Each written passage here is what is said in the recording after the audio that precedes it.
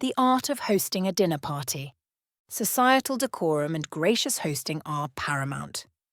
As your esteemed guide, I, Lady Beatrice Pembroke, am here to illuminate the intricate dance of social propriety that defines a successful dinner party. The invitation. A dinner party begins with the invitation, which must be sent out at least a fortnight in advance.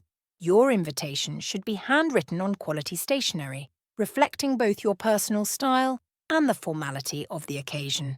Remember to include the time, date, and appropriate attire. As a thoughtful touch, adding a line about a noteworthy aspect of the evening, such as a special guest or a unique dish, will intrigue and delight your guests. The arrival. Guests should arrive punctually, but not earlier than 10 minutes before the appointed time, to allow the host adequate preparation time. The host and hostess must be ready to greet their guests, presenting an air of calm and warmth. A glass of sherry or champagne should be offered immediately to put guests at ease and set the tone for a delightful evening. Seating arrangements. The seating of guests is an art form and must be given considerable thought. It is advisable to seat guests alternately by gender to promote lively conversation and ensure balance. The guest of honour is traditionally placed to the right of the hostess, with the most distinguished female guest to the right of the host. Consider personality and interests when planning your seating, as a well-matched pair can make for a memorable evening. The table setting.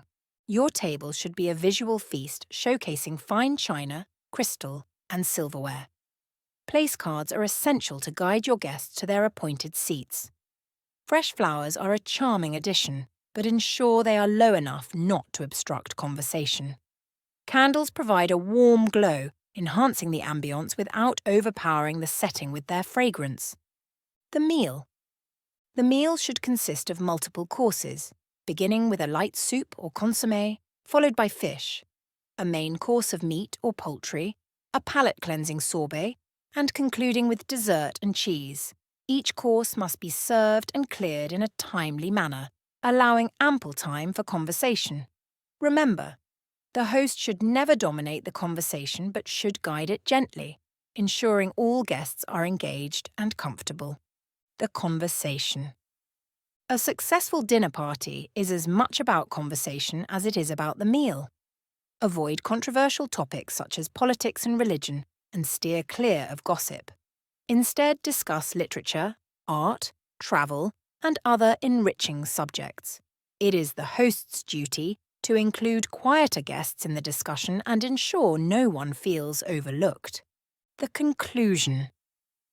As the evening draws to a close, the hostess should signal the end of the dinner by folding her napkin and rising from the table. Coffee and liqueurs should be served in the drawing room, offering a relaxed end to the formalities of the meal. Guests should not linger too long after the meal, departing within an hour to allow the hosts to conclude their evening with grace. Final thoughts. In hosting a dinner party, your goal is to create an atmosphere of elegance, warmth, and camaraderie. By adhering to these guidelines, you will ensure your guests leave with a sense of having experienced an evening of true refinement and hospitality. Yours in gracious living, Lady Beatrice Pembroke.